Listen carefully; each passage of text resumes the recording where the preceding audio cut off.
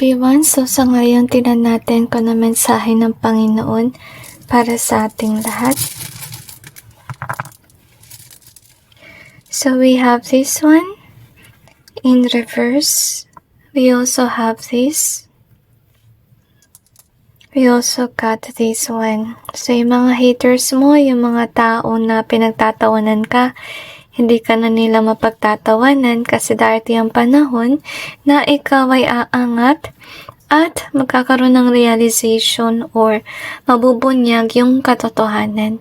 If they could have been spreading lies and rumors about you, mag-fade away yung mga lies na yan, kaya aangat ka. Kasi magkakaroon ng realization yung mga tao na nauto nila before. Next that we have is blessed in either way. We also have this one. Oh, may hostesya tayo guys, okay? So gusto sabihin ng Panginoon na darating ang panahon na bubuking sila. Yung mga tao na, pinagtatawanan ka dati, nagkakalat ang chismis about you. I feel na ginagawa nila to kasi ayaw nila matanggap mo yung blessing. In the sense ko rin spiritual warfare. So maybe you're somebody that is definitely good. At itong mga taong na to na gumagawa ng ganito sa'yo, masasama silang mga tao. Kaya ganun na lamang yung ginagawa nilang panggigipit sa'yo. And so that we have is this one. So you do have a hard life because of these nasty people. We also have this one. Wow, this is nice kasi nandito na yung susi, okay? So, yung hard life mo, tapos na. Mag-unlock na yun.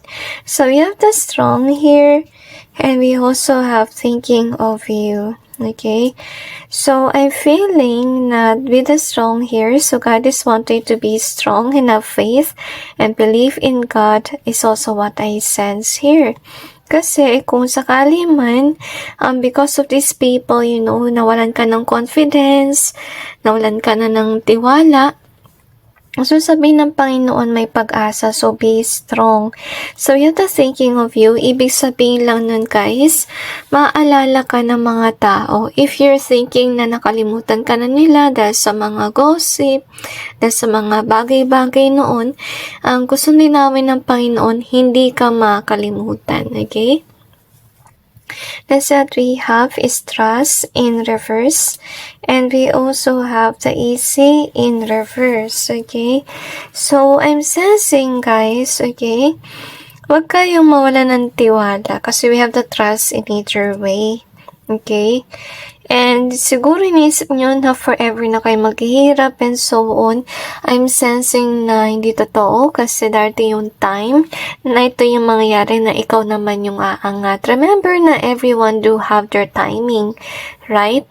Kung di mo pa na-achieve yun sa ngayon, in the future you will. And God is just advising you to be strong and have faith, okay? Na babaliktad yung sitwasyon.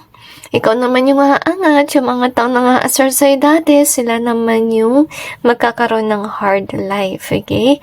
At hindi lang yun, maalala sila ng mga tao din, but in a bad way kasi sira yung reputasyon dahil sa realization na may kita ng mga tao. So anyway, that's it guys with regards to your reading. Maging matatag lang and have faith and believe in God. And God bless every one of you.